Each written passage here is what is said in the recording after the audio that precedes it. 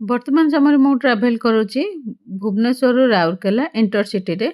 ତ ମୁଁ ଆସୁଛି ଆମର ଝାରସୁଗୁଡ଼ାରୁ ଢେଙ୍କାନାଳ। ଢେଙ୍କାନାଳ ଆସିବାର ମୋର ମେନ୍ କାରଣ ହେଲା ସେଠି ମୋର ମାମୁଁଙ୍କ ଘର ଆଉ ମାମୁଁଙ୍କ ଝିଅର ଅଛି ମ୍ୟାରେଜ୍।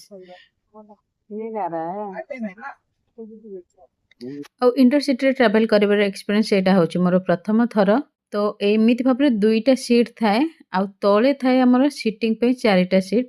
ଉପରେ ଜିନିଷ ରଖିବା ପାଇଁ ସିଟ୍ ଅଛି ଆଉ ତଳେ 4 ଜଣ ବସିବା ପାଇଁ ଆଭେଲେବୁଲ୍ ଅଛି। ଆପଣମାନେ ଟିକେଟ୍ ବୁକିଂ କରି ଏଥିରେ ଯାଇପାରିବେ ଆରାମସେ ବୁକିଂ ଟିକେଟ୍‌ରେ।